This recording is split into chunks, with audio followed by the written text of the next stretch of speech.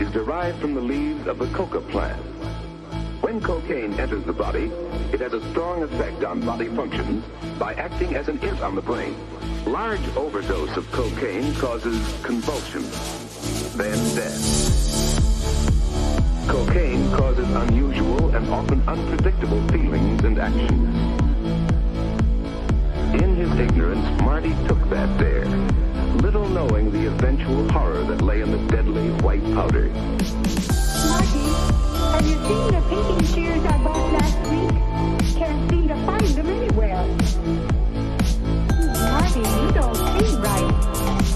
I'm worried about you. There's something wrong. I'm going to take you down to Dr. Victor this afternoon for a checkup. No, I'm all right. As his body gradually built up intolerance, he needed more and more of the drug.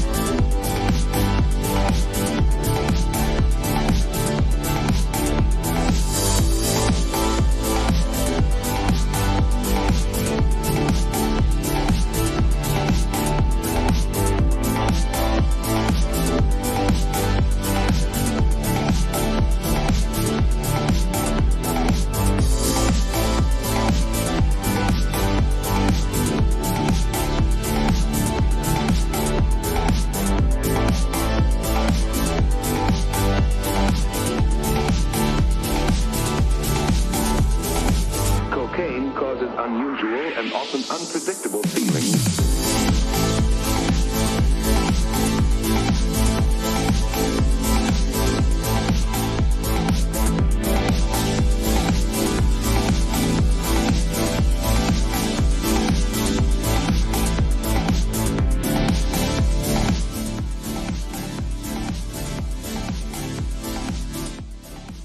Okay, here we go.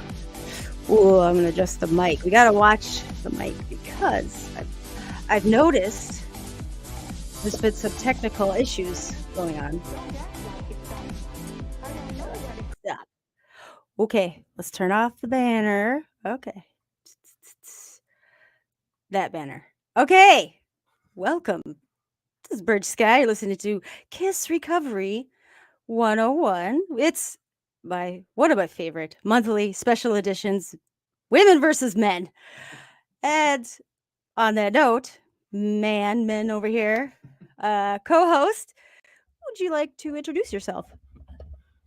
Yeah, hi, Mike, addict, alcoholic.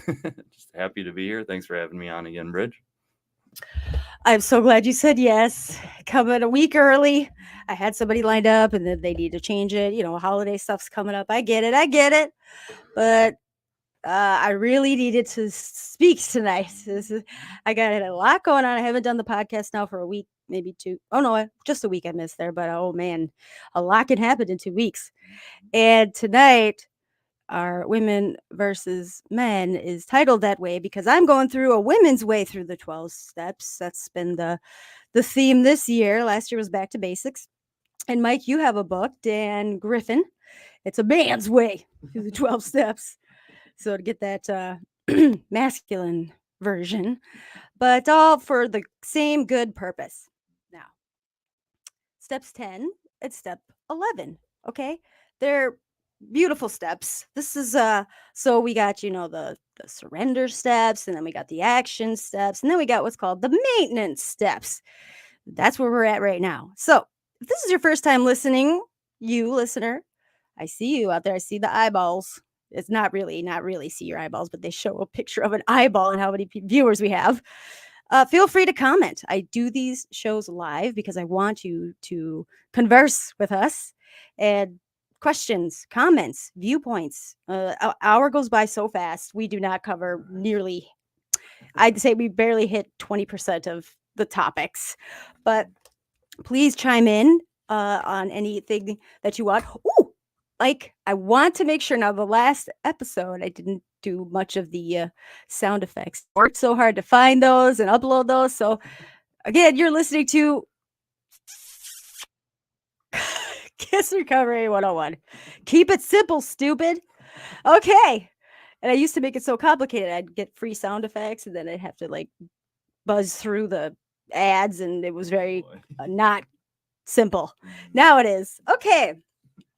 So I don't know if anybody caught the post, and anybody who knows me personally, shout out. You might have felt some hostility in that post, and that's why 10 and 11 are pretty important. And I've been so busy, and there's been so much going on. I do feel pride because I have a piece of recovery that I give myself every day. If at least something, if it's a reading or a meeting or a podcast or something, I take a little piece of recovery every day, and that really does help. But when there's red button peoples that know how to push my buttons, even though I work so hard, especially like step 10. So before I get into some shit talking, like, it's good that you're such a nice person, okay? Like if you were, let's say, John or Matt, you know who you are. They definitely, I don't know, I think there'd be a yelling match going on because I got this estrogen through the roof right now. And but no, I'll just say this. I'm just disappointed.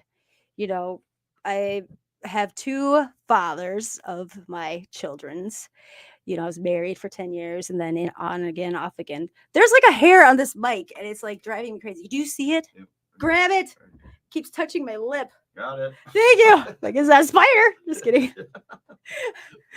But it's so frustrating, especially I can look back. Facebook has memories. You can see your memories. And I think it like 2 years ago, thanks to Facebook and the memories, I finally recognized and had this awareness of my patterns, my cycles. And this time of year, and especially when school would start for the kids, those were my big falling off the wagon, back out doing research.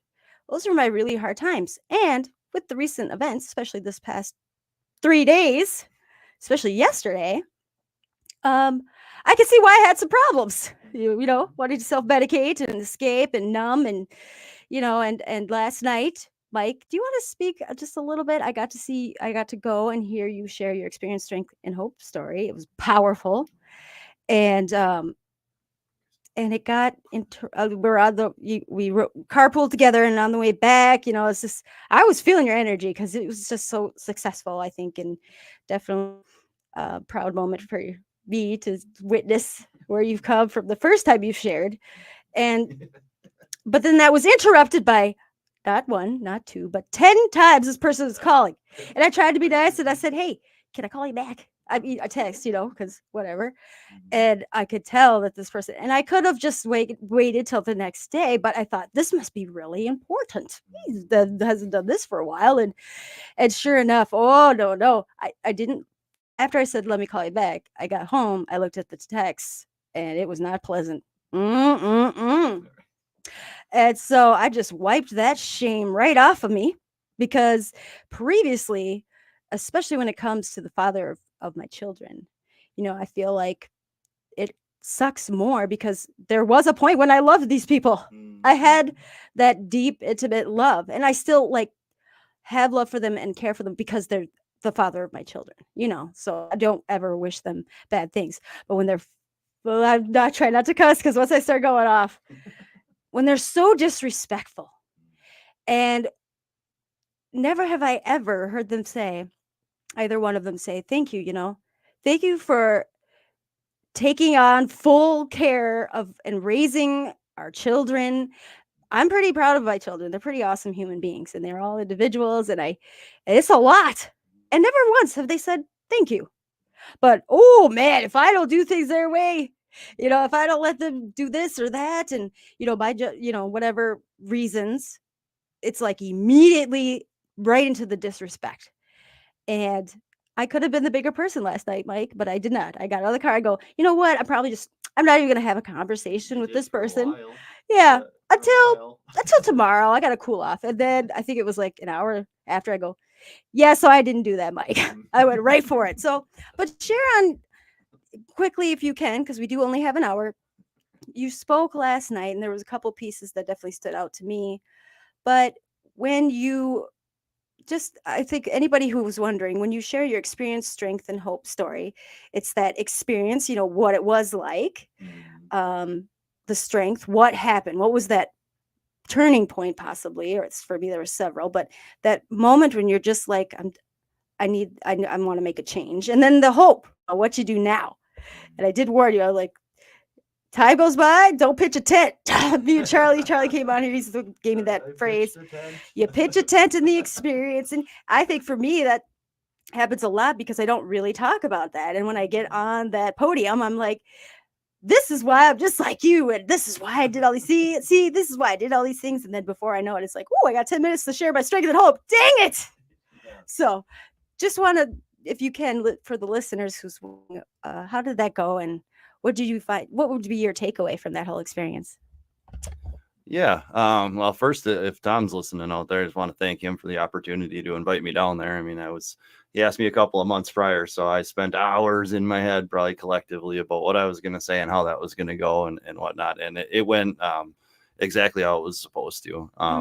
Walking in there, it's just that I just felt so blessed. I had some people show up I wasn't expecting to see there. Right. Yeah. And it was amazing. All the nerves and all that stuff, it kind of slowly dissolves away once you actually get up there and just start rolling. Right. I mean, it's my story, so it's not like I needed to rehearse or practice or read anything to prepare. But I did do a little bit of the pitch in the tent there. It blew me away that 45 minutes of it. Right. Yeah, I know. It's like my pet peeve sometimes when you go and you listen to people share and they share all the war stories. I mean, it wasn't any glorifying or anything, but a couple of people have showed up that had been part of an intervention for me, and had definitely been a part of my whole downfall and part of the coming back. So I really wanted to kind of lean into some of that, of what was actually going on in my head when they were trying to help me, But yeah, it blew me away because I got up there, and the first time I looked at the clock, it was like 10 minutes to the hour already. And I was, holy shit. Is that real? Right. Yeah. That clock's running fast for sure. Right. But no, it was awesome. It really was. Every time these little opportunities come up, I always dread them, and I'm always afraid and nervous. And I'm a naturally pretty anxious person. That's a big part of my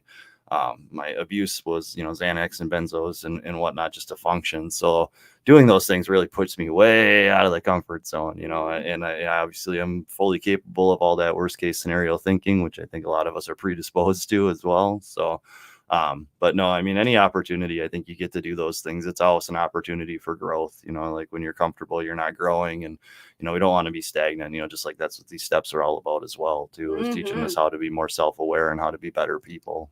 Yes. Well, and I think every time I get asked, I have to say yes if I do feel anxious or nervous or whatever, because I feel like you're right. Like I've only gotten to this point because I pushed myself and put myself out there. Oh, let's see, Wyoming here, Facebook user, hello. Thank you. I'm glad to know that somebody's interacting, because there's been a couple shows, especially in the beginning, where we were muted or I didn't push live, and so it's nice that it's out there. Is that Wyoming, Minnesota? No, the States. That's rad. Okay, here we go. Step 10. You ready? With its way.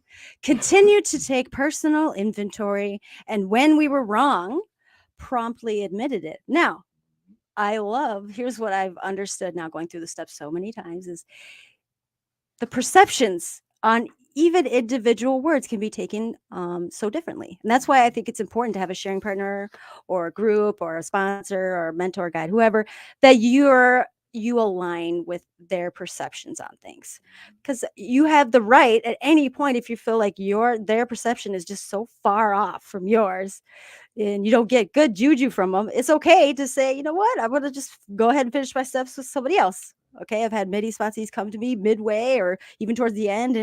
It is what it is. But for me, right away, that sticks out is promptly admitted it. Admitted it to who? Aha. So I definitely admitted to you. I sent a screenshot to his mother because I was right. My intuition was right. He right away, victim, called mom. Oh, she's the B word. She's not letting me take my kids to Iowa. These people I've never met before, prance them around. So I, realized in that moment I was very heated, but I wanted to make a point to, stand around. And so I just said to her at this time, this is where it's going to be, unfortunately, with the holidays and stuff. I just don't feel safe, bringing my little guys there because I don't know nothing going on out in some miles. But and I sent a screenshot just so she could be clear. Like I didn't even want to talk shit about, I would never talk shit about her kid. You talk shit about my kid, I'm gonna hate you, right? That gets nowhere. But I sent the screenshot of the interactions between us so that it was just DBT taught me evidence-based facts. So here's what's said that maybe led to the point. Now I didn't get a call or a message from her, which was fine because I'm like, that's all right. I could leave it and let it go. But I also made a point to talk to you and admitted it because saying it out loud for me is like telling on myself. And I still haven't had time to really process the whole thing. But in retrospect, my daughter has, come into womanhood and it's been a shit show. It's not been good, but she also now comprehends things on such a deeper level. And not too long ago, a few days ago, my roommate Sarah pointed out to me, I didn't even realize this is my go-to, is I do protect the kids. Like I protect them from knowing things that might not look so great about their fathers. I don't talk shit about them. I'm like, your dad does this, your dad does that. If I do talk shit, I'm making sure I'm outside the house. I'm out and about or, whatever. But I make a point, especially when they flake or they do shitty things. I don't want the kids. I'd rather the kids. Well, anyway, Sarah pointed out, like, Bridge, you can't keep protecting. You can't keep protecting them. Like they've come to this age now, my older three, that they can grasp things and understand things, and they get the right to know the truth. And I'm not going to just push anything on them. But my daughter did ask. Now there was some interactions. It's just mounted up. By the way, this is where this hostility's coming from.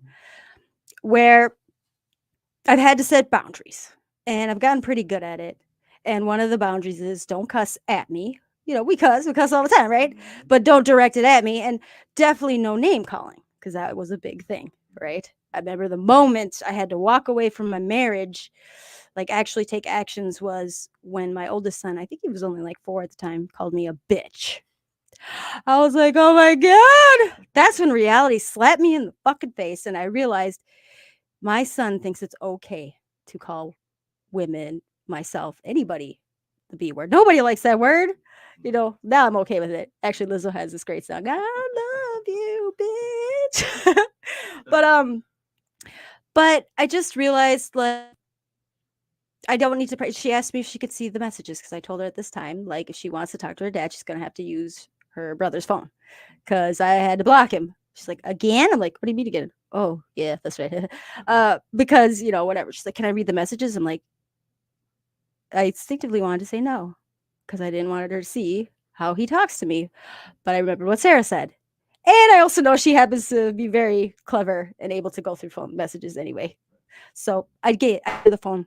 And it was very validating because I didn't plan for her to read it. So it was great because I realized especially texts, emails, anything that can be evidence later. I'm just kidding. But half kidding. But I always conduct myself with respect. You give respect to get it. And she read through them and she's like, oh my God, dad talks to you like this? I'm like, oh yes, honey. Yeah. Yeah. And she's like, I can't believe you said that. I'm like, yeah. And I didn't say, I didn't take that opportunity to be petty or anything, but it's just been an abundance of bullshit. So admitted it. So admitting it to all you listening. Oh, let's see. Marty, definitely Facebook user. So since I've already talked so much, I'm going to let you dip into your book. I see you got some highlights, and then I'll take it back with the Women's Way. But step 10, what do you think about this step period? Would you say you take a daily inventory? It's a rigorous program of honesty. So no, I can't say that I take a daily inventory, not by any means. That's the thing too. So like reading this chapter again, I read it when I first went through the program or through the treatment and started sobering up. Thing is, when I left California, I had gotten through step 7 with my sponsor, and the rest of it I kind of decided to just sponsor myself through. Right.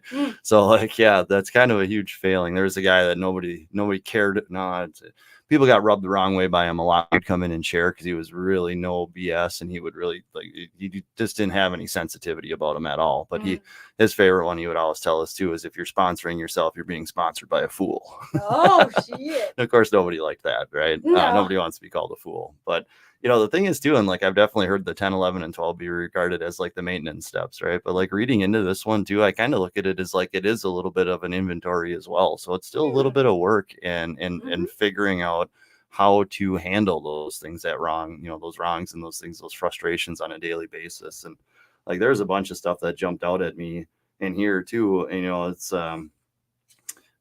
let's see. So there is the reference right from the big book they talk about too, is that you'll come to see that their behavior need not bother you. Letting it upset you only ruins your day, not theirs. And then Alcoholics Anonymous is that little excerpt from there, is that we realize that the people who wronged us were perhaps spiritually sick. Though we did not like their symptoms and the way they disturbed us, they, like ourselves, were sick too. We cannot be helpful to all people, but at least God will show us how to take a kindly and tolerant view on each and every one of those. And it talks about the freedom of like this awareness and the whatnot that we learn from this whole, step 10 and going through these things. Right. And the one that jumped out at me too, it was like the first tattoo that I had gotten, and I got it while I was in treatment out there. And it was that old Cherokee proverb, the one you feed, right? Oh, there's our first alarm. Oh boy. But just a little chunk in here, what it talks about too is, whatever we feed grows. When you feed the part of you that is petty, immature, reactive, hypersensitive, and self-centered, then you strengthen that part of you. On the other hand, when you also choose to feed the part of you that is loving, mature, generous, calm, tolerant, and other-centered, that part will grow, right? So it's like, thing is, like, it talks definitely too about how we're more naturally disposed to reacting a certain way, especially in our addiction and whatnot. And then coming in and doing this daily inventory, I mean, it very much is just a little chunk of that step 4, right? And you got to keep kind of doing that introspection and figuring out why are we reacting, how we're reacting, right? And how we can feel better, even though other people have, treated us unfairly or unjustly. Yeah. So like this one, if I was reading it and I'm like, maintenance step, this is easy stuff. And I'm reading it, I'm like, damn it, I still got to figure some stuff out while I'm doing this. This is not cool.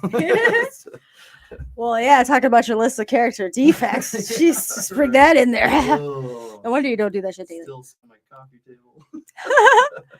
So what's beautiful for me right now is I've finally come to this place where, for me, that daily, there's spot checks. This was definitely needed last night.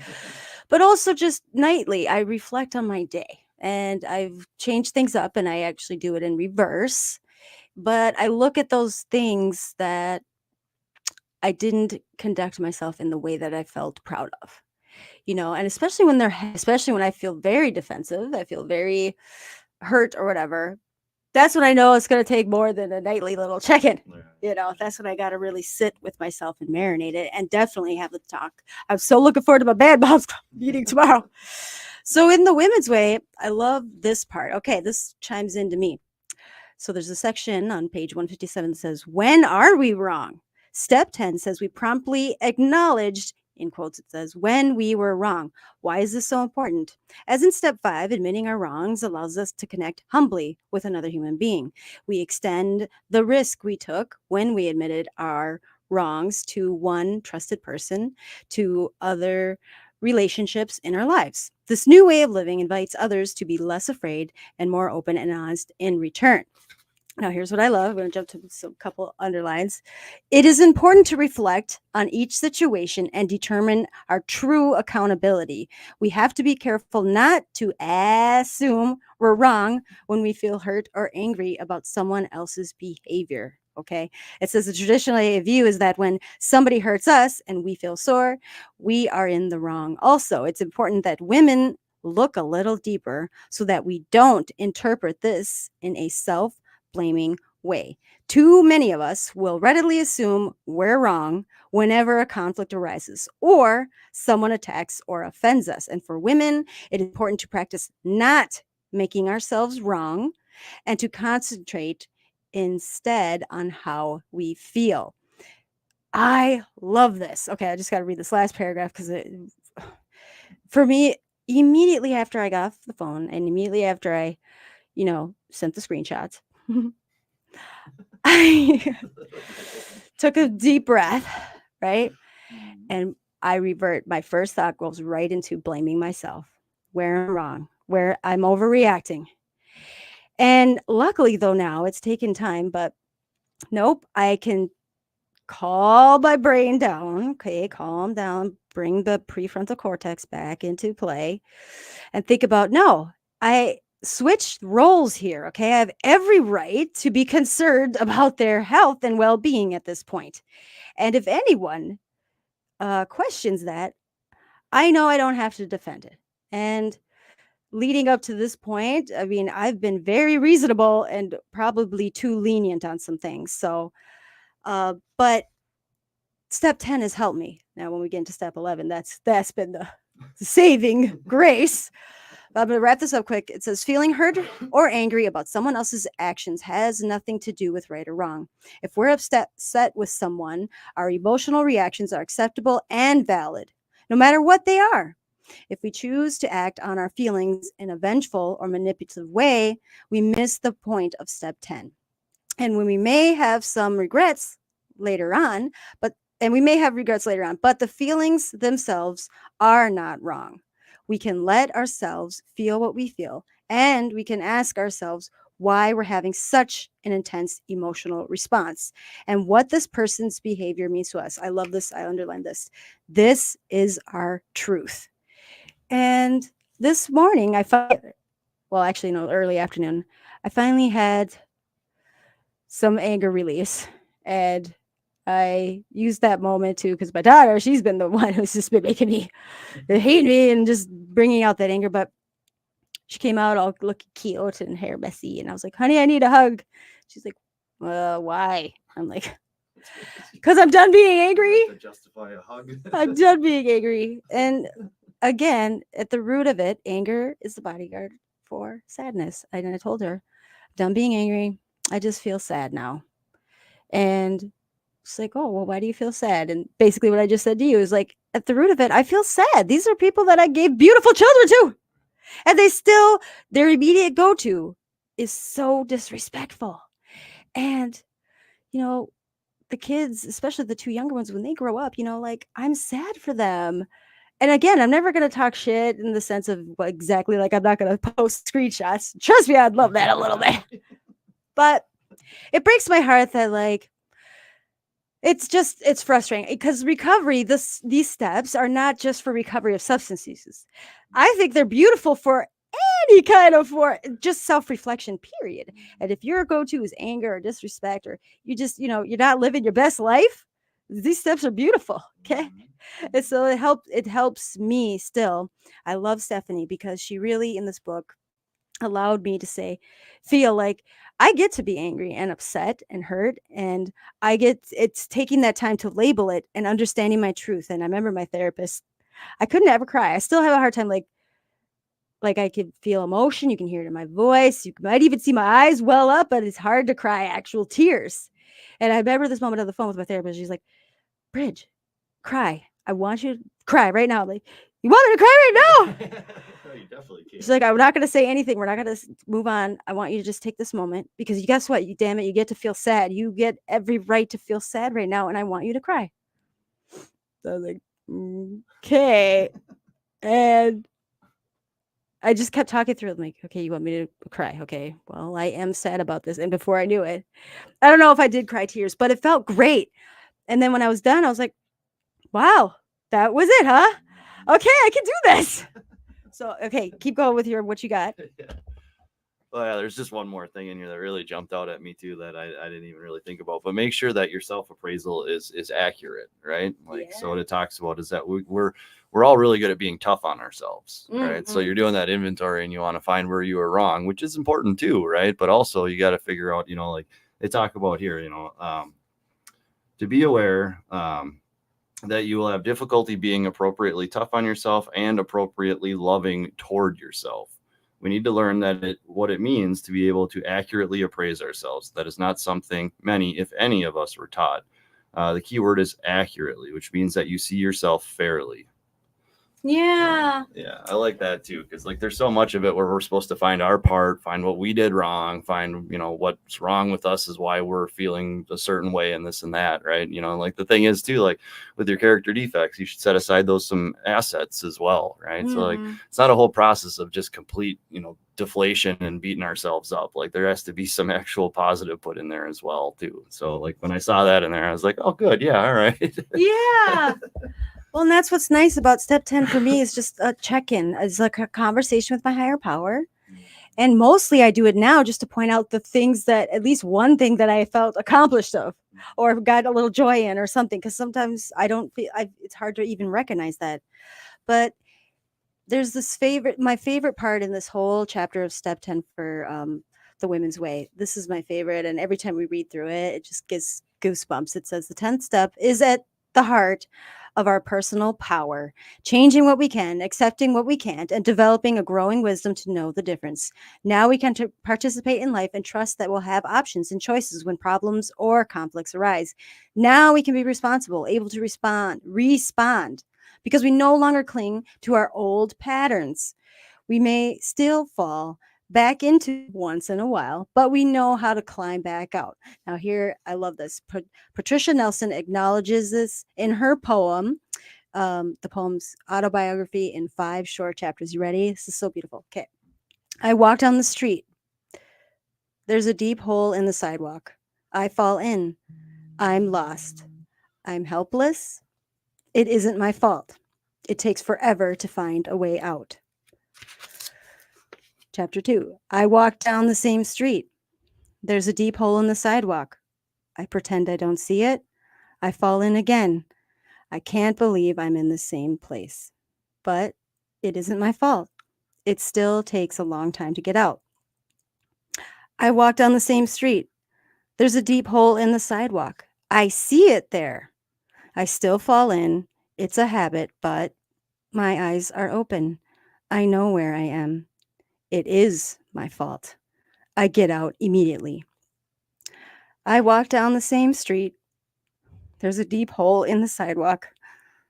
I walk around it. I walk down another street. Isn't that beautiful? Yeah. So it's still a struggle, and I still immediately do see my side. And I know for me, what's so frustrating is I feel like at the end of the day, they still do not have that, even half of that mutual respect. And I do better in person anyway. I just not a texter. It says that my MO. I don't like phones either, but they both, I know, at least in the past, up to this point, current point, won't hear me. They don't want to hear nothing. They won't want to hear my side. I've gotten so good now that I don't waste time even try. I'll say, hey, can we talk? And usually I get shut down. I'm used to that. So I know for myself, I need like an amends, but I'm going to get that tomorrow. Right. So I'm going to be able to say those things that I would want to say to them for my part, but I still feel valid in my feelings of hurt and disappointment and disrespect. And I know that they don't want to, because at the end of the day, I feel like they know they're wrong. And if they listen to me say, being the better person, being like, you know what, I took it too far. I shouldn't have said this. I shouldn't have done that. Or, I recognize that. And I want to say, I'm sorry. They ain't going to hear that. You know why? Because immediately they're going to feel like, damn it, now I should be saying something, but I'm not going to, Yeah. So, but that's all I got for step 10. Our alarm went off. We are at 8:32. We're doing great. We're going to roll right into 11. Oh, Facebook user got hearts. Oh, so go ahead. And then I'm going to hit on 11. Oh, Costa Rica. Yeah. Costa Rica's in the house. Mike, I think like that's why I'm freaking out too, is I got less than 3 weeks. I'm going to Costa Rica. I might never come back, Mike. Seriously. I'm going to be gone for 10 days of pure, I feel like, freedom. I'm going to sneak into your luggage. Woo, good luck. Oh, I'm only bringing a carry-on. Yeah. Oh. A light packer. I'll just ship myself there. It's warm. Yeah, I don't know. I mean, I guess just to sum up that whole step 10, right, is it's just to continue to learn and expand on that, that emotional awareness, that self-awareness, that, just figuring out how you want to show up, right? And, it's another one of those ones that at this point in the process is going to help you kind of, sleep at night, I think, a lot of times too, which is maybe why I have trouble sleeping because I haven't really done this step formally yet. Yeah. But yeah, we're getting there. Beautiful. And I did not get shit for sleep last night. Yeah. I was up way too late. But I did do a check-in and I just realized, it's out of my control right now. So I'm just going to leave it there. We are moving on to step. Here we go. Saw through. My Gratefuls before bed last night. That was the first. College with the Gratefuls. Yep. That's cute. Yep. Saw through prayer and meditation to improve our conscious contact with God as we understood him or her, praying only for knowledge of higher powers' will for us and the power to carry that out. Now, I like to change up those words. As a female, I did not like hearing him, and for me, God, I had to make an acronym of guide of direction. But now that I see it as higher power and her, or whatever, the point is conscious contact. Ooh, those are my two favorite words. It's step 11 here. But prayer and meditation. So prayer and meditation comes in many beautiful forms. And what I like to say back to basics, and I think holds true still, is prayer, it could be any form that works for you. Okay. You don't even have to use the word prayer, but you could sing a prayer. You can write a prayer. You can think it in your head, get on your knees. It's whatever I feel connected with. That's how I function and conversate. Right. But meditation, I remember this is a key thing that stands out for me. In the early days when I could not sit with myself, it was, I could show up at a meeting and not be shaking and have just anxiety, panic attacks. And I remember, but I always left a meeting, even if it was even if it wasn't I felt like I didn't get anything from it or whatever, which happened a lot early on, but that was definitely a lot me. I still felt a quietness. I felt, even if it was just a smidge better than what I left. It was very rare that I didn't feel some sense of relief. And I read this piece that said, meetings are like medicine for addicts. And I don't like using the word addicts, but a person with substance use disorder, because when we attend meetings, there's moments, and a lot of times multiple moments, where some of us still say prayers, but there's those quiet moments when you're listening to someone else, you're intentionally getting out of your head. And sometimes for me, it was, moment to moment, but intently listening to somebody else share a piece of their story, share a piece of their wisdom. And that's why, even if I was not ready to meditate. I remember my first treatment, they kept making us meditate. I wouldn't do it. I'm like, I gotta go to the bathroom. Or I'd be dip out of the cigarette break, come back when they were done. Sometimes they'd be still meditating. I'm like, I couldn't do it. So it was like skin crawling. And that back then, but I loved how, and now when I read that, I was like, that's what it was. Those meetings were for me way of meditating without even realizing I was doing that. Now having this form of transcendental meditation, I've taken this to a whole new level that is beyond anything I thought possible. But Recovery Dharma gave me that ability to do 20 minutes and be like, I did 20 minutes this, now with transcendental meditation, it's this whole other form of simple, easy. I want to say it's intention, but really there's no intention. That's what's so great about it. So go ahead, your turn. Sure. Yeah. So, I kind of like to, and I forget sometimes as well, but I mean, so right in there when it talks sought through prayer and meditation, and what you're just speaking to as well, Bridge. So prayer is speaking, right? And meditation is listening. Right. Yes. Yeah. Right? So there's your interaction with your higher power. Right. And I didn't even think about it like that at first either too. And it wasn't, I got a good reminder not that long ago too. And it was yeah, you do your third step prayer every morning. Right. And I have it printed and stuck on the wall in my room before I walk out the door. But then my sponsor had asked me, well, how long do you sit and listen after you do your prayer? I go, what do you mean? You know? And he's like, well, yeah, so you're going to sit there and you're going to tell your higher power all these things that you want help with for the day. And, you know, to relieve you of the burden of self and these things, you're going to ask for these things. And then you're just going to get up and run out the door, you know? And he's like, there's a whole lot of importance in that pause. Right. And like, same thing too, like with meditation early on and stuff like that. I didn't like that. My demons were loud, you know, I didn't want to sit there quietly. I had to have background music. I had to have something going on. I had to have some type of, you know, a distraction or whatever. And, you know, it took a while to get to that point where I kind of arrested them enough to where I could actually sit quietly and not feel crazy, you know?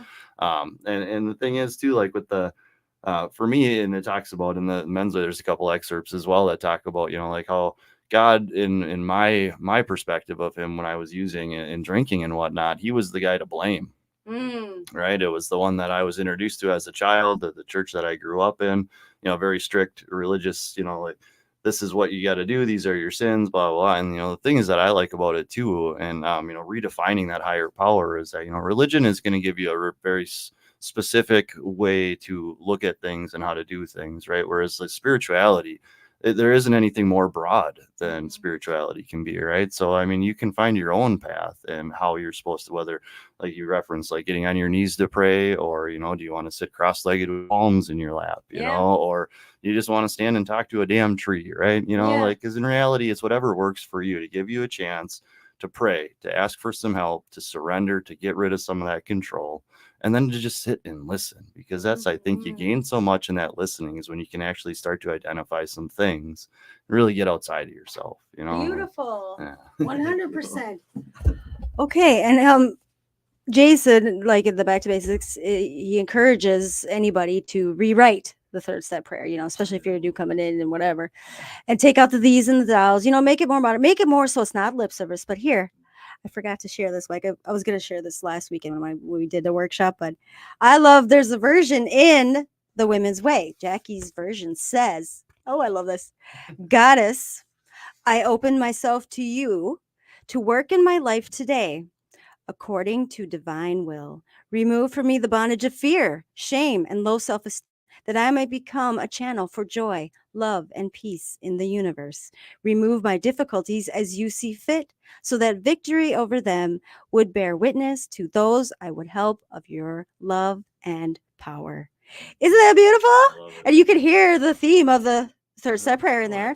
But I just love, and I've also incorporated that with some of my sponsees, you know, depending on their open willingness. Some have gotten so creative, they've made written poems. Some have just taken it to that next level. Again, I always bring it back though, like make sure though that this is something that you actually do. But I love that you've made that point that yes, it's also just as important to listen. Because a lot of times even that intuition, I can sense they like, I do it through the day, honestly. Out of nowhere, for whatever reason, my brain, and it could be bring science into it, but it'll be like, check in on Matt today. You know, how's he doing? I'll shoot him a text, or I love my gifts, you know, whatever, randomly. But sometimes I feel like there's this little whisper that's like, you should follow up with, you know, Ashley, see what she's up to, you know, or just, oh, I today it like hit me. This is a little, no, okay, it didn't hit me, but it was loud. It was like, tell Tom you'll update the flyer so that people don't keep GPSing to the front of the house and never find their way to the Maplewood Alamo. Damn it. And I was like, okay, I'll just put that on the to-do list. I'm not going to do that right now. I got too much on my plate. But, you know, I did write it down because that is something that now it's been a year or two. Like, come on, peoples. I know every single person. There was 5 of us complaining about it still to this day. Right. Yep. But yeah, listening, just intently trying to listen throughout the day, especially when my own thoughts are really loud.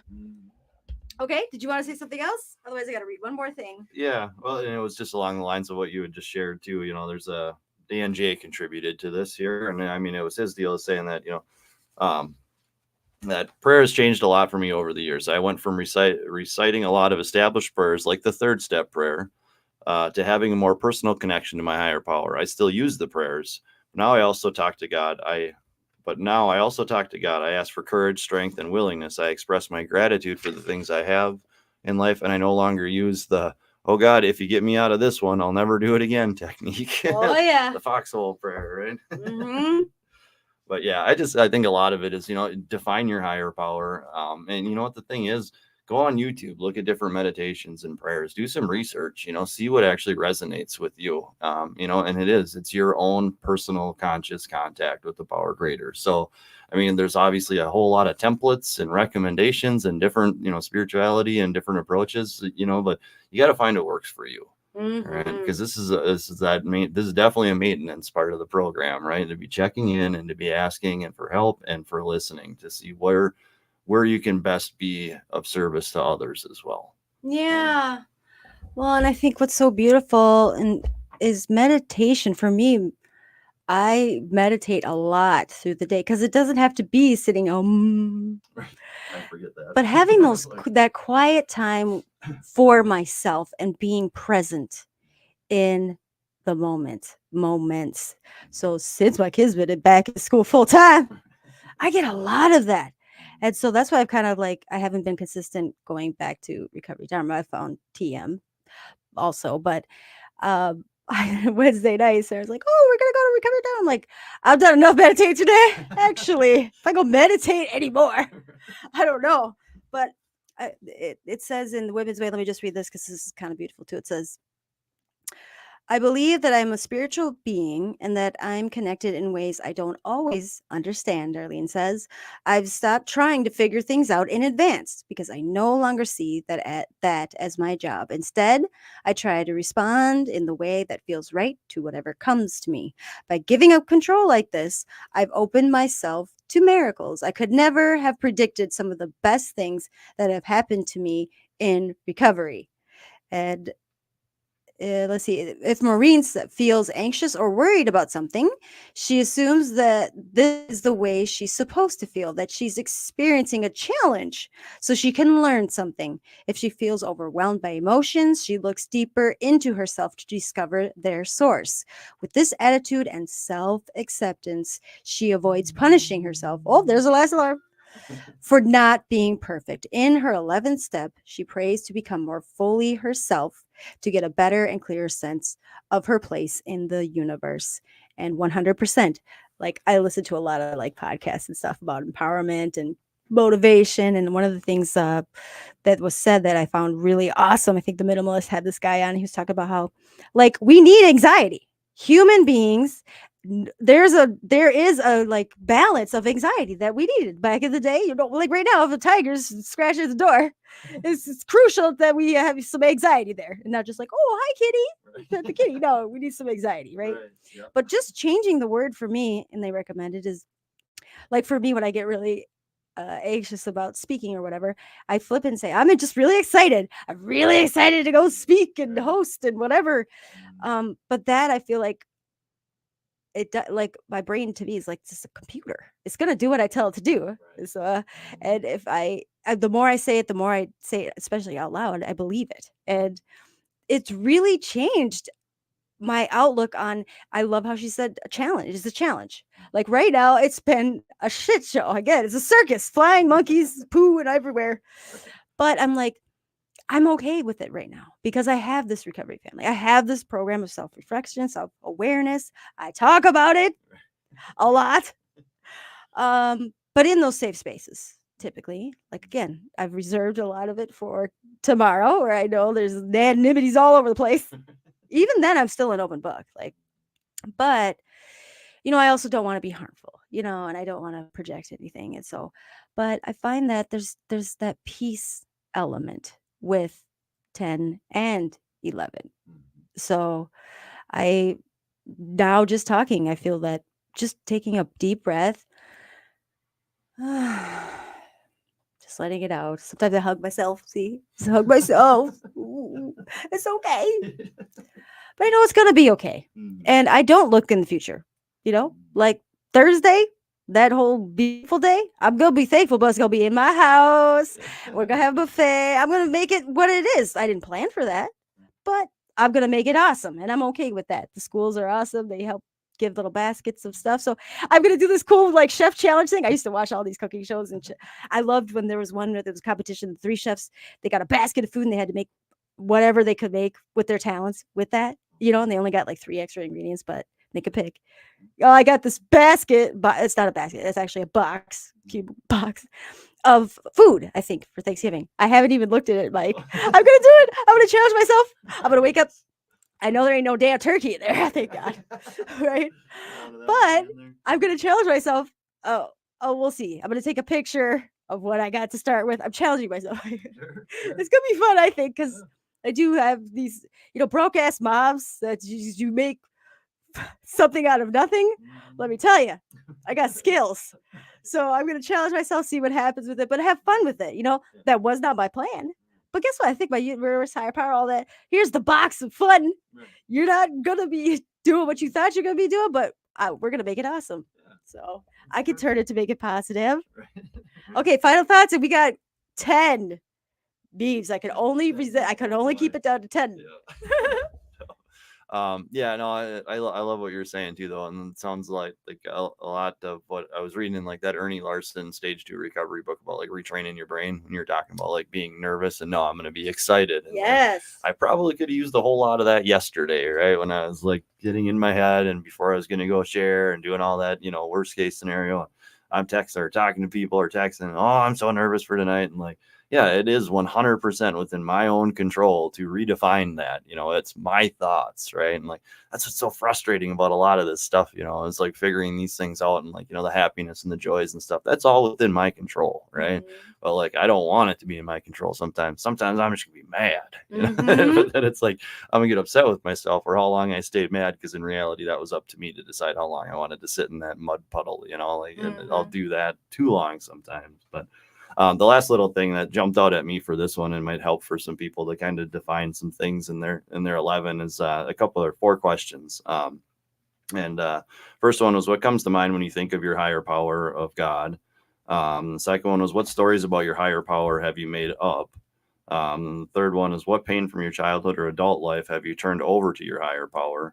What was the result? And then the fourth one was, what haven't you turned over yet? Mm-hmm. Right. So like when you're getting to this, you're maintaining that conscious contact and you're talking and you're listening, what are you still holding on to? What might be holding you back from actually really establishing a good, proper relationship there. Right. Yeah. And what did we talk about that we're going to be doing now?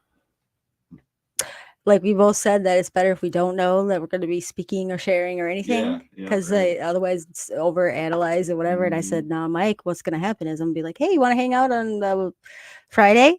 And we'll get you in the car and then we'll show up and I'll be like, oh, by the way, Mike, you're the speaker. Yeah. Congratulations. Have fun. I think that's better. I think that's probably better. I think it's double-edged sword, because then you're never going to want to hang out with me, because you're going to be like, oh, she's going to do it to me. Yeah. I don't want you to have anxiety the whole time, every time we hang out. But I said, no, I'm not going to do that. Wink, wink. Wink, wink. Right? Yeah. But, that happened to me. I found that I went to a basilica. And I went there to see a male speaker. I didn't know the protocol. I'd only been there before, but they always make sure the opening speaker is, 5 minutes and the opposite sex. Okay.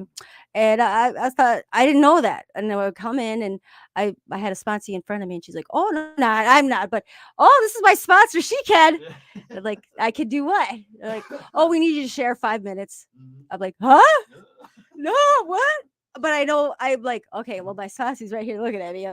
Yep, I got it. Yeah. And I'm like, fuck. I'm like, what am I going to go with? I got 5 minutes.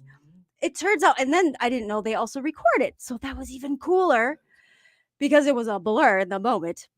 And all I could do, I only had like 10 minutes. It was like the quickest 10 minutes. But I was like, what can I speak on? Like truthfully, I'm not going to share anything, And I had just heard Oprah. I had just been listening to Oprah all day, and she had talked about true connection. And so like that is like one of my first, well, again, it was recorded. It was one of the few things that times I spoke that was recorded, but it was so beautiful that was 100% raw truth there.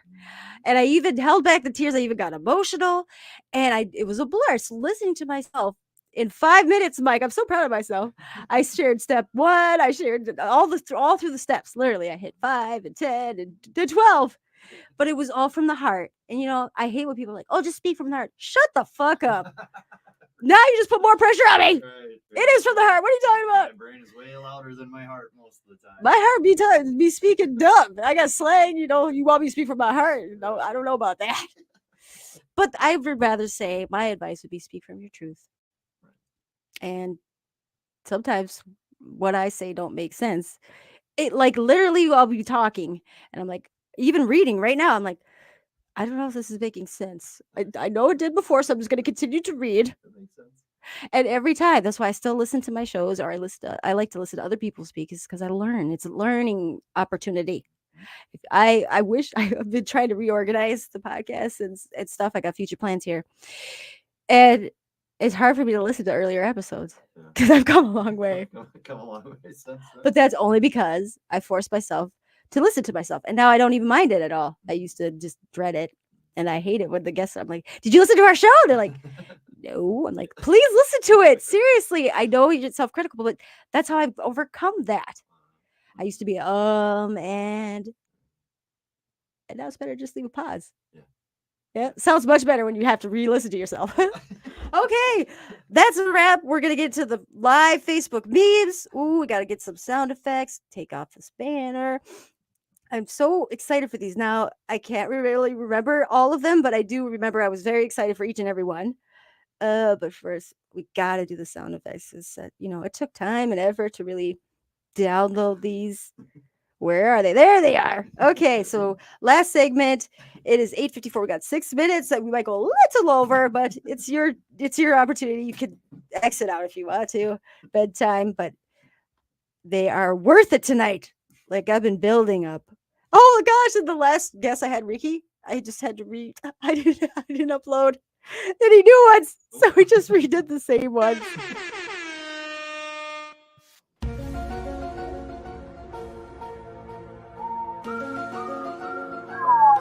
No, epic fail. Okay, here we go. My favorite song, somebody in there is talking over it the whole time, right? And they just don't get it. I'm pretty sure you shared a few of these, so I think that at least gives me some brownie points. I love Napoleon Dynamite. One of my top 10 favorite movies, Napoleon Dynamite. And he's riding the bike, and it's his brother, right? So he's behind him on his rollerblades, and he's pulling him. Yes, Kip. Yeah. Okay, so go ahead and read this. Yeah, so Napoleon Dynamite's on his bike, and he's pulling his brother on rollerblades, a little rope or whatever, and so it says, "Me ditching rehab with my new buddy," and then I don't know which one of them saying it, probably Kip then maybe, or he said, "Well, that place was a ripoff." Oh, I said Napoleon. He probably was like, well, "That place was a ripoff." Right. I love it. So true. Honestly, I went to multiple treatments, and it wasn't like the last one I went to. I'll be honest, it wasn't anything special, but I had surrendered, and I was like, I'm gonna fucking make this work for me. And so I think, it don't matter really where you go. It really, for me, it mattered what was going on inside me and how much I was willing to go the distance. Next one, I love this one. Have you seen it before? No. Okay, so there's 2 signs, and there's like receipts taped to the bottom of these signs. Go ahead and read the signs. It's beautiful. I want to do this. So the sign on the left says, "If you are hungry and have no money, these meals have been paid for in advance." And then the one on the right says, "Give a server the ticket and they will have the kitchen prepare the meal for you." Wow, that's amazing. Yeah, it's the 2 signs with with a ton of receipts printed taped to the bottom of them. It's so heartwarming. Wow, yeah. Oh, makes me want to cry. Right? I love this one. Go ahead, read that one. Just words. No, read it out loud. Relationships are actually relationships are actually easy when you're not dating a lying whore. Fucking whore. Men can be whores too. Oh yeah. Here we go. I'll just leave that one there. Words again. Here we go. I'm still stuck on the last one. Let's see. So everybody hates Crocs, but the company is worth over $2 billion. 2 billion. Some of you sons of bitches are lying. Some of you sons of bitches are lying. Oh my God. It's the newest thing, these kids, these youths, okay? My daughter, she's had all these friends. I'm glad she's so popular with all these friends, okay? There's new, fashion statements are these blankets. She kept asking for blankets. I'm like, Julia, we have enough fucking blankets. Why do you want blankets? I saw this great YouTube video where the teachers for Halloween or whatever dressed up as the students, and they were all wearing blankets and the Crocs. And she had her friends over one day. There was like 6 pairs of black Crocs at my door. And I put them on. I'm like, what's the big deal? But I love how it's like, yeah, some of you sons of bitches are lying because y'all do have the Crocs. They're selling them from somewhere. Have you seen the movie, the Hangover movies? Yeah. Okay. You recognize him? Yeah, what's his name though? Chin. Ken. He's the villain, the Asian villain, Right. Chinese. Yeah, he jumps out of the trunk. He's got his naked. sunglasses on. What does he say? See if you can say it in his voice. I hear it in my head. What does he say? He says, when life sends me hard lessons, but spirit be like, but did you die? But did you die? But did you die? Oh my God. I love it. He's so great. Oh, one of my favorite movies. Top 5 favorite movies. Step Brothers. Okay. Right? You got Will Ferrell. Yeah. I could just hear it in his voice as well. What does it say? Yeah. Well, this is perfect too. When you're over 35 and awake past 9 p.m. and it's Will Ferrell and he's just like standing and probably in that part of Making the the front face. yard. Yeah. I think it was before him and what's his face fight in the front yard. Uh-huh. Yeah. But it says, yeah, when you're over 35 and awake past 9 p.m. and he's got the serious look and it says, call me Nighthawk. Call me Nighthawk. You could call me Nighthawk. So cool. And we went to the Twin Citizen concert. Yeah. Oh my gosh. They didn't even get on till like almost midnight, Mike. My eyes were heavy. I'm like, man, I am old. Did help that I ate fried foods too. Yeah. I just wanted to go to sleep, nappy nap. And then I did Adam Sandler the next night. I was laughing hardcore, but I was laughing so hard that I feel like it just drained all the last of the energies, and then we had to walk all the way to the car, and I was like, I fucking want to go home right now. Give me some more of those damn chocolate coffee beans. Where are those at? I need more. Okay. Just words. Having time versus making time. There's a difference. Boom. Absolutely. Yeah. 100%. Right. This aligns with everything. It takes 2 minutes, 2 seconds to text somebody back, to make a phone call, to attend a meeting, everyone's like, oh, I'm going to be late. This was me. Oh, I'm going to be late. Can't go now. Or, oh, nope. The first meeting, the only meeting you're late to is the first one that you ever attend ever. Okay. So I have to like remind myself not to interrupt the meeting because if someone comes in, they're like, sorry, I'm late. I'm gonna be like, you're not late. You're only late. But I'm like, don't interrupt me. But stop it. Come on. I always just like motion. Come on in. But having time versus making time. Also, you might show up to shit and I could tell you're not fucking present. You're not there to really be there. Get off your fucking phones. Oh my gosh, don't get me started. It really upsets me when I take that time to get out of my hermit ways, to even dress up, you hang out with me quite a bit. I don't bust out my phone for shit. Unless the kids, I got to check it. It's like multiple calls, but I keep the phone in my fanny pack, my awesome new fantastic transparent fanny pack. I love it. It's pretty awesome. Napoleon, shout out. I'll name it Napoleon. But seriously, I really try to be present when I especially go do stuff with my friends, or my roommate or go to a meeting. I really like intently listen. I remember Women's Way when I had that was my first position as a chair. And I remember my head was just such a mess. I was not clear-headed. I only had like 5 months at that time, something like that. Thanks to my sponsor, though. She's so wise. She put me in that position. Woo! I was not ready. But I remember, literally, I had to keep reminding my brain, listen to what she's saying. Because I kept going, okay, make sure that you do this. And then you got to make sure they do that. And what she's talking about. But now I enjoy looking at, I try to, it's not my nature to look at people, especially males. That's why I like women's. It's just there. But I really try to look at that person and feel their energy and really hear what they say. That's why I hate being the last person to speak. Because by the time it gets to me, I'm like, oh, fuck, I had a bunch of cool things to say that I thought might be helpful. But that's why you stay for the meeting after the meeting. Okay, we got 3 more. Okay. We're blowing through them. Oh, this is that one I told you. I love this one. Okay. So it's like there's a bunch of balloon letters on a wall, like decorations for a party or something. And it says, when you're sober but still enjoy throwing a party. And then the balloons and the letters actually spell out, please leave by 9. Please leave by 9. And it's from at Sober in Los Angeles. That's beautiful. Yeah. Isn't that true? I love that one. I've Yeah. had a few fires at my house, and I even did tarot readings. And you came? Did you? You came? Yeah. What was that for Halloween last year? Yeah.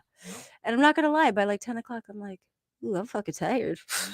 We did some burn it. We were reading, doing answers to questions out of the burn it after reading book, and I was fried. But like, you all came to my house, right, and brought your families and stuff. I'm not gonna kick nobody out, but I'm getting too set in my ways. Okay, words. Here we go. It's by Marion Keys. Keys. Okay. I think there is pressure on people to turn every negative into a positive, but we should be allowed to say, I went through something really strange and awful, and it has altered me forever. Ooh, isn't that beautiful? Yeah, absolutely. No.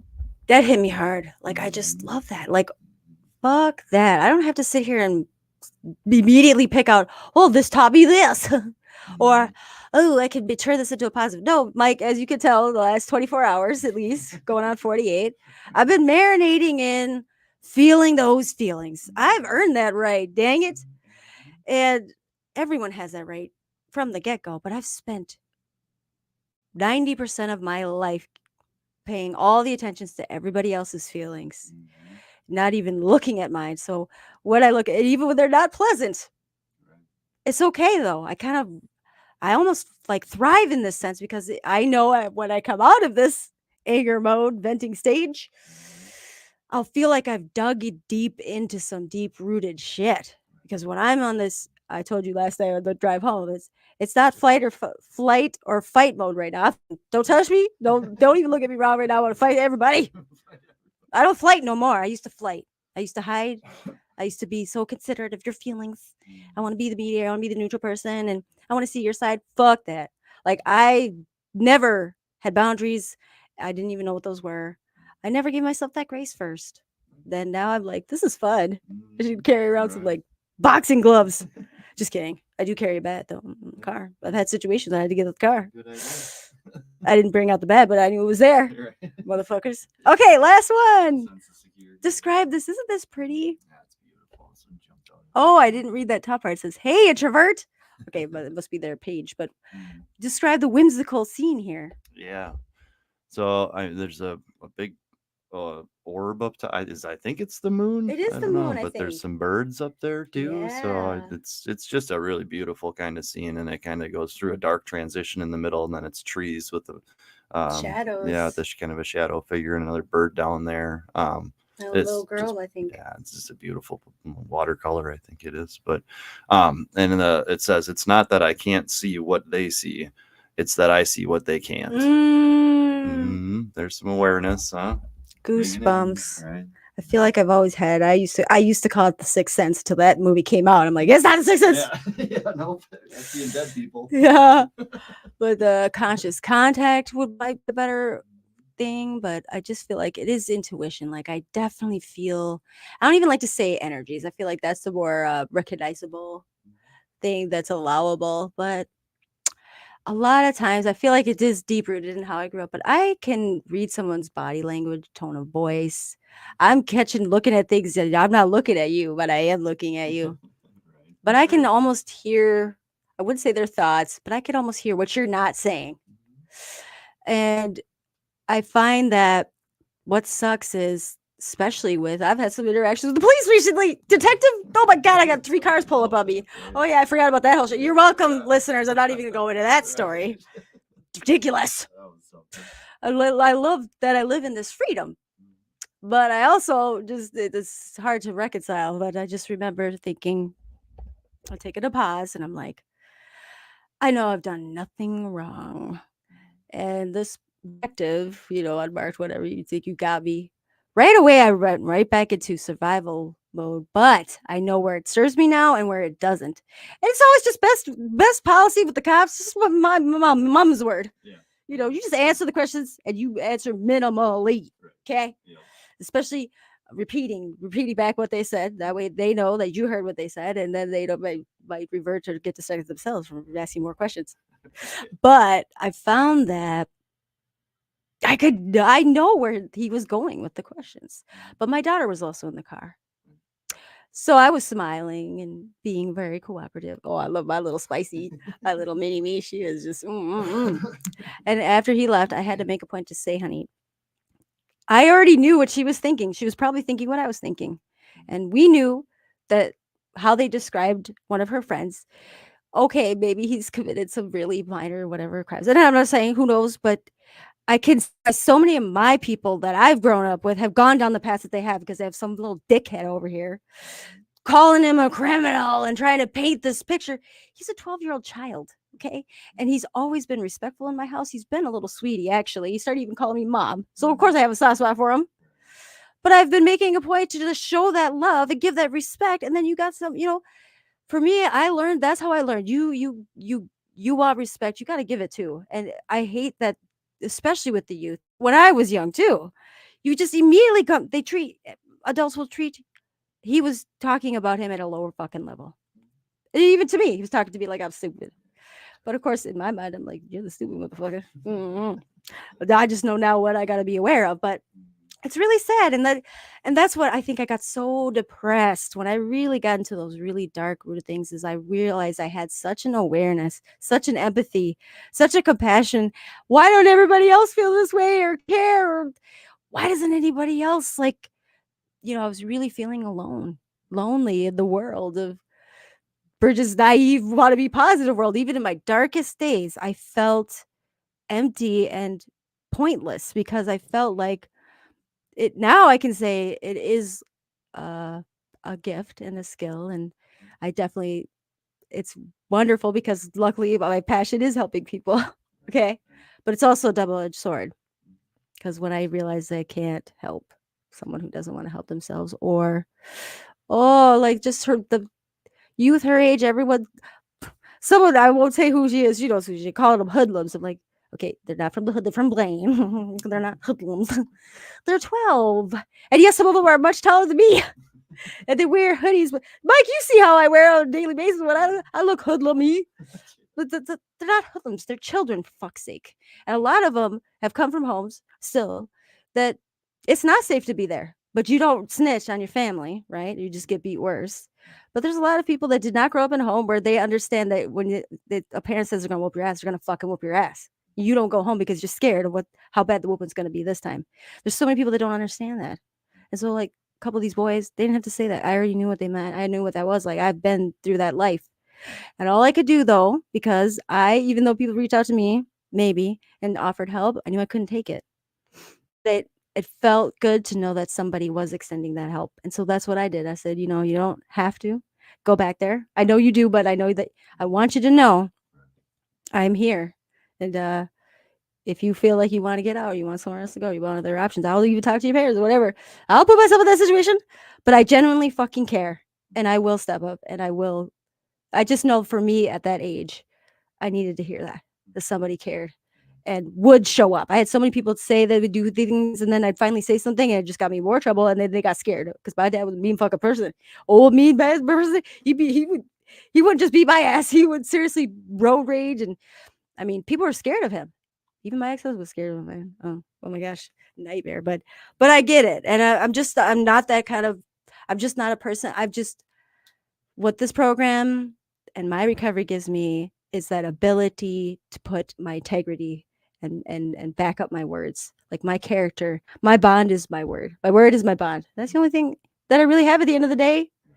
All of us do. So, and I'm not perfect. I forget or I fuck up or I make mistakes, but that's where 10 and 11 come in. There's beautiful. Like, I recognize that. I better address this. Probably not tomorrow yet, Mike, though. Probably Tuesday. I'll address some things, but I definitely recognize that. Final thoughts, Mike? Yeah. With this one, I mean, it jumped out at me. I think for me personally, on more of like a spiritual level too, right? And what I've come to start to say now too is I know that a lot of people say that what seeing is believing, right? And I flipped that around and I said, I had to start to believe that there was a power greater than me before I could start to see the things that it was providing for me. Yeah. And that's, I think, a lot of what I look at with this one too, is that I think, unfortunately, for a lot of people and normies and whatnot running through life, it's just a rat race, right? Chasing the dollar, chasing the next, big monetary thing, biggest house, newest car, all that kind of stuff. And they don't actually give themselves a chance to stop and look at all of the magical miracles and blessings and glimmers that are all around them, right? And I think that that's a blessing of the addiction and the alcoholism, is that going through these steps and having to understand and embrace that there is, power greater than me out there, and there's something else that's in control and I'm not. It gave me a chance to sit and listen and look and see of what all is actually around me. And that's why this one jumped out at me, because it's like, yeah. Perfect. I had to embrace a different perspective than what was not working for the vast majority of my life. Whoop, it's not the thing. And that's the thing, is integrity. I'm just going to read. I forgot that I wrote this in the book. I will write it. It says, use the steps as guides. You will rediscover what you think, you feel, and you believe, and then begin to connect this with your actions with other people in the world around you. This experience of connecting your feelings and beliefs with your actions is what I call wholeness or integrity. That Brene Brown, she talks about the wholeness stuff. Oh man. You will come back to this theme of unifying your inner and outer life throughout the journey.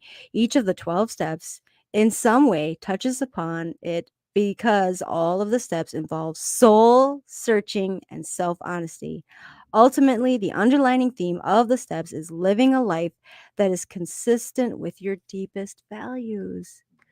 And that's the root of it. Is every time I talk about it or explore it or have to really reevaluate some things, I'm digging deeper into that, what I value in life, and more aligned with that.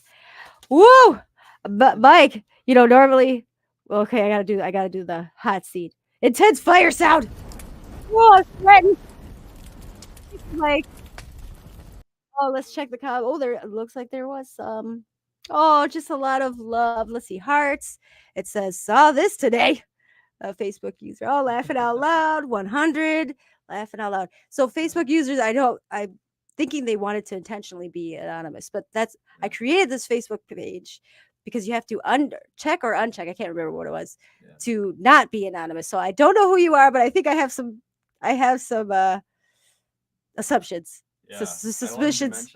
I love you guys. Somebody had said they had commented one of the times we were doing this prior, and I was like, yeah, well, when we look at this dashboard, it just says Facebook user and there's no picture or anything. So, but Costa Rica, yeah, I have a feeling I know who a couple of them are, but I don't want to make an ass out of myself assuming things. Right, but thank you everyone for your comments and your contributions. Have a great rest of your week, and I will definitely see you next week. I'm hoping Sarah could jump on if we could get one more risky relationship. Oh yeah, got to get one more of those before I go to Costa Rica.